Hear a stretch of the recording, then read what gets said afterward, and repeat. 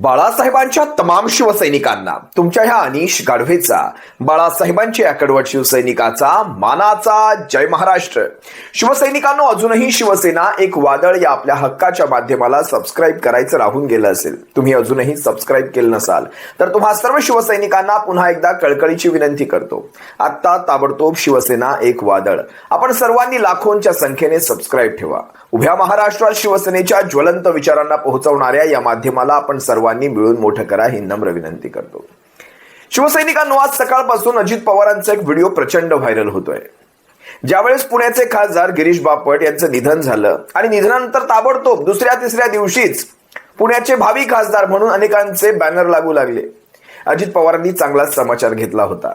अरे, थोडी तरी जनाची नाही तर मनाची लाज ठेवा, शरम बाळगा, थोडी तरी संवेदना बाळगा.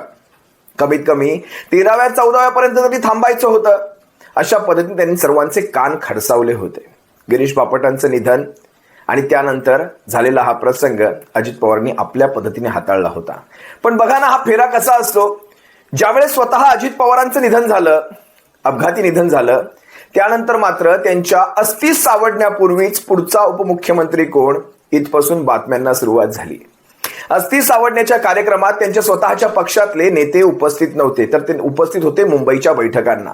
पुढचा उपमुख्यमंत्री कोण म्हणजे अग्नी अजून विझत नाही, अस्थी अजून बाहेर येत नाही, तोवर उपमुख्यमंत्री ठरवून यांचे नेते मोकळे झाले होते. आणि त्याच वेळेस आजचा हा अजित पवारांचा व्हायरल होणारा व्हिडिओ खूप काही सांगून जातो. जरा पहा एकदा अजित पवार काय म्हणाले होते. मला तर पहिला राग एवढा आला की आम्ही त्यांना भेटायला गेलो. मला वाटतं दुसऱ्या दिवशी जयंतराव गेले.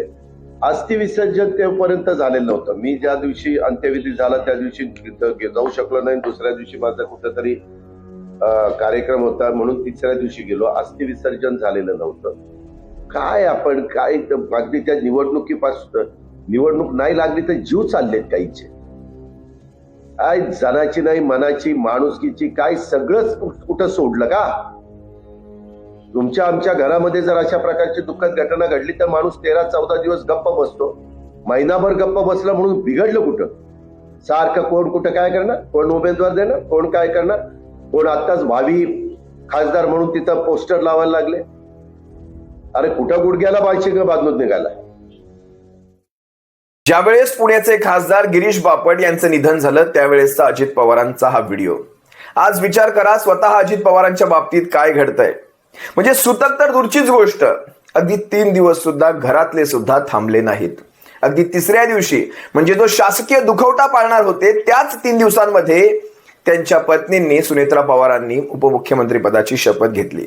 म्हणजे शासकीय दुखवट्याची शिक्षा फक्त एकट्या तिरंग्यालाच दिली होती की काय? फक्त तिरंगाच काय तो अर्ध्यावर फडकला होता, बाकी सारे कार्यक्रम सर्वत्र महाराष्ट्रभर चालू होते. हे आपण सर्वांनी पाहिलात. आता विचार करा, तटकरे, मुंडे, भुजबळ, प्रफुल्ल पटेल ही सारी मंडळी नेमकं ह्यांना घाई नेमकी कसली होती? कुठली भीती यांच्या मनामध्ये होती? आज तर मी पाहिलं म्हणजे सुनेत्रा पवारांचा चला उपमुख्यमंत्री पदाचा मार्ग मोकळा झाला, पण आज मी पाहिलं प्रफुल्ल पटेलांच्या सुद्धा बातम्या येत आहेत आणि सांगितलं जात आहे प्रफुल्ल पटेल यांचे राष्ट्रीय अध्यक्ष, कुणाचे? राष्ट्रवादी काँग्रेस पक्षाचे राष्ट्रीय अध्यक्ष म्हणून प्रफुल्ल पटेल. नवल वाटलं मला. याचसाठी केला होता हा सारा अट्टहास. आता ह्या सगळ्याचे पुरावे हळूहळू सापडू लागले आहेत.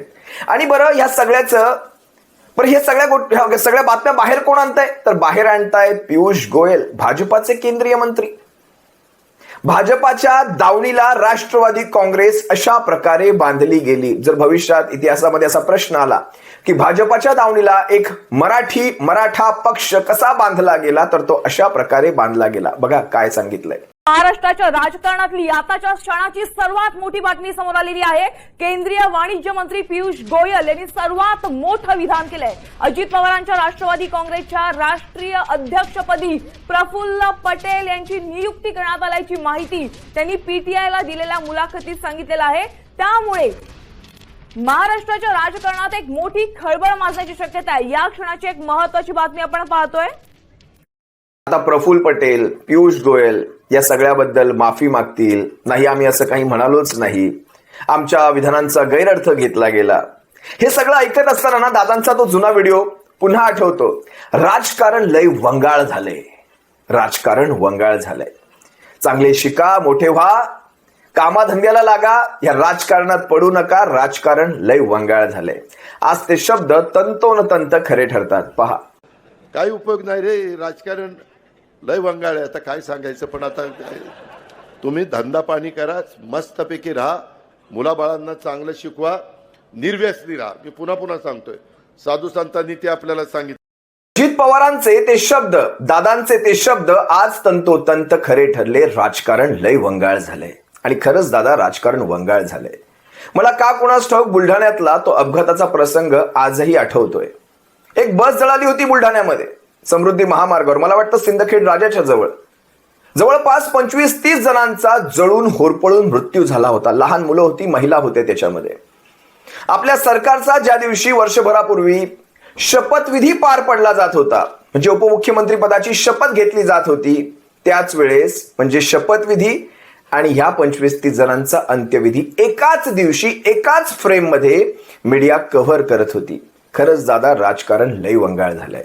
नवल ह्या गोष्टीचं वाटतं की ज्यांच्या घरातनं ही माणसं जातात, म्हणजे ही व्हीव्हीआयपी माणसं जातात, त्यांच्या घरातनं त्यांचे वारस जे असतात ते मात्र याच्यावर कोणत्याही चर्चेची मागणी करत नाही, कोणत्याही चौकशीची मागणी करत नाही. या गोष्टीचं नवल मात्र वाटतं. सुरुवात प्रमोद महाजनांपासून करायला हवी. प्रमोद महाजन, पूनम महाजन. अगदी गोपीनाथ मुंडे ज्यावेळेस गेले, मुंडे साहेबांच्या त्या अपघाताची चौकशी आजही महाराष्ट्र मागतोय, पण पंकजा मुंडेंनी आजवर कधी चौकशीची मागणी केली नाही. अगदी विनायक मेटेंचंच पहा, विनायक मेटेंच्या पत्नी ज्योती मेटे यांनीही कुठल्याही चौकशीची मागणी लावून धरली नाही. अगदी अजित पवारांचंही तेच चाललंय.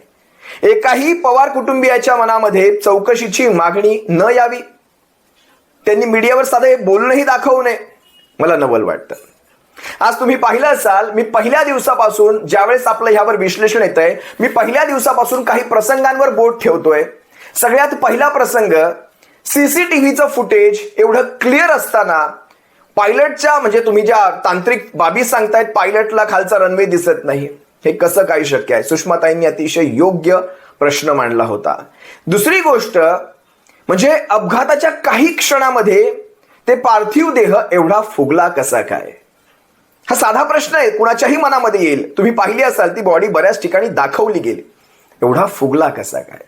तिसरं, एकही कागद जळाला नाही. संबंध विमान जळालं, माणसं जळाली, एकही कागद जळू नये. कागद तर ज्वलनशील आहे, पटकन पेट घेतो, एकही कागद जळाला नाही. अगदी तुम्ही पाहाल तर त्या रनवेवर लाईट्स नाहीत, त्या रनवेवर सफेद पट्ट्या नाहीत, त्या रनवेवर एटीसी नाही. अशा रनवेवर अशा अपघाताच्या प्रसंगांमध्ये, म्हणजे समजा तिथे खरंच आपण चला ह्यांचं मान्य करून चालू की खरंच तिथे धोका असेल, मग उतरण्याची परवानगी किंवा उतरण्याची रिस्क एवढ्या मोठ्या 16,000 किलोमीटरचा अनुभव असलेल्या पायलटने का घेतली? हा सगळ्यात पहिला प्रश्न आहे. आणि ह्या पायलट्सवरच इतके प्रश्नचिन्ह असताना मी तुम्हाला आणखी एक व्हिडिओ दाखवतो. ह्या पायलट विषयी पिंकी माळी याच्या आईच्या आईने एक प्रसंग सांगितलाय, तिच्या बहिणीने एक प्रसंग सांगितलाय. जरा पहा काय म्हणाल्या त्या.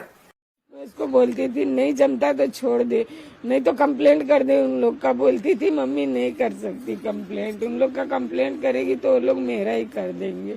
3-4 बार ऐसे हो चुका था. 3-4 बार फ्लाइट ऊपर से जंप भी मार गई थी. अभी इसी बात में रिसेंटली उसका फ्लाइट लैंड ही नहीं हो पा रहा था. वो बोली कि मैं बहुत डर गई थी, तो हमने बोला भी कि अगर डर लग रहा है तो आगे जाके बोलो, कंप्लेंट करो, पर कोई सुनता नहीं. मैं सुबह से कॉल पे कॉल कर रही हूँ, एक भी कंपनी मेंबर्स वाले कॉल उठाने के लिए तैयार नहीं है. मैं बोल भी रही हूँ कि मैं उसकी बड़ी बहन हूँ, मेरे मम्मी पापा बीमार है, उन लोगों को नहीं समझ में आता, बता दो कि वो है कि नहीं है. वो उस फ्लाइट में थी, वो भी बताने के लिए उन लोग ने कितना टाइम लिया. उन लोग को बताना चाहिए ना. हम लोग को क्या पता कि कहाँ कॉल करना है, किससे बात करना है. हा जो व्हिडिओ आपण आता पाहिलात, हा दिसतो तितका सोपा व्हिडिओ नाही. हा अतिशय गंभीर व्हिडिओ आहे. पिंकी माळीच्या आईने आणि तिच्या बहिणीने केलेले आरोप अतिशय गंभीर स्वरूपाचे आहेत. एवढं सगळं असतानाही व्हीव्हीआयपी व्यक्तींसाठी अशा प्रकारचे पायलट्स का दिले गेले, अजूनही अनुत्तरित हा प्रश्न आहे. या पायलट्सला का बदललं गेलं? 16,000 तासांचा अनुभव असलेला पायलट, विचार करा सीसीटीव्ही मध्ये एवढं स्पष्टपणे व्हिजिबिलिटी असताना आपलं विमान उतरवू शकला का नाही? अनेक प्रश्न आजही अनुत्तरित आहेत. त्या विमानाला या अगोदरही अपघात झाला होता. विमानाचं वयवर्ष 16 वर्ष आहे. आपल्या तुमच्या माझ्या गाड्या अगदी 2 चाकी असतील, 4 चाकी असतील, त्यांना 15 वर्षानंतर निवृत्त करण्यात येतं, पण 16 वर्षाचं विमान व्हीव्हीआयपी व्यक्तीसाठी का देण्यात आलं? त्याचा अपघात झाला होता का? त्या पायलटच्या बाबतीत काय काय वाद होते? हे सारं चव्हाट्यावर येत असताना देखील त्यांची कोणतीही चौकशी लागू नये. अनेक प्रश्न आहेत. आता सगळ्यात महत्वाचा प्रश्न वेगाचा. मी आता वेगाचीच माहिती पाहतोय. जवळपास 250 किलोमीटर ताशी इतका प्रचंड वेग घेऊन, इतक्या प्रचंड वेगासह ते विमान रनवेवर उतरत होतं. म्हणजे रनवेवर उतरताना एखाद्या विमानाचा वेग काय असायला हवा? त्यानंतर विकिपीडियावर आलेली ती 27 जानेवारीची बातमी. दादांचा मृत्यू 28ला झालेला आहे. मग 27 तारखेला हे अशा प्रकारची बातमी का येते? आता ह्या बातमीची पुष्टी मी करत नाही, पण अनेक माध्यमांवर ही बातमी 27 जानेवारीची दाखवली गेली. अनेक प्रश्न आहेत. मग ह्या प्रश्नांची उत्तरं खरं तर सरकारकडनं एखादी चौकशी समिती लावून तिचा अहवाल देऊन सर्वसामान्यांपर्यंत आणणं हे गरजेचं आहे. आता सरकारकडनं कुठलाही सत्ताधारी पक्ष, म्हणजे एनडीएतला कुठलाही सत्ताधारी पक्ष याविषयी मागणी करत नाही, हे सुद्धा त्यामध्ये एक नवल आहे. असो, 5 जण होते की 6 जण होते, हा सुद्धा एक वादाचा विषय आहे. कारण आपण सुरुवातीला ज्यावेळेस बातम्या पाहिल्या 6 जण असल्याची बातमी, 6 जण आहेत, आणि ज्यावेळेस मृतदेह हाती पडले ते 5 जणांचे आले. मग ती एक व्यक्ती नेमकी कोण आहे? जी सुखरूप वाचलेली आहे का? जिला काही माहीत आहे का की ह्या 5 जणांच्याच बातम्या होत्या? 6वा व्यक्ती खरंच आहे का? या सगळ्या गोष्टींची उत्तरं कोण देणार? तर ती चौकशी समिती देणार. सुप्रीम कोर्टाच्या वरिष्ठ माजी न्यायाधीश असतील त्यांच्या अध्यक्षतेखाली एखादी चौकशी समिती स्थापन व्हावी आणि या सर्व गोष्टींची उत्तरं मिळावीत, एवढीच माफक अपेक्षा आपण करू शकतो. बाकी उपमुख्यमंत्री पदाची शपथ असेल, कुणाला राष्ट्रीय अध्यक्ष बनायचं असेल, कदाचित धनंजय मुंडेंना पुन्हा मंत्रिपद पाहिजे असेल, या सगळ्या बातम्या येत राहतील. पण तो जो माणूस गेलाय ना, तो महाराष्ट्रासाठी जास्त महत्वाचा होता. आणि त्या माणसासाठी, त्याच्या बाबतीत जे काही घडलं, ती माहिती जनतेसमोर येण्यासाठी कमीत कमी या गोष्टींची पूर्तता लवकरात लवकर व्हावी. इतकंच बोलतो आणि तुम्हा सर्वांची रजा घेतो. सप्रेम. जय महाराष्ट्र.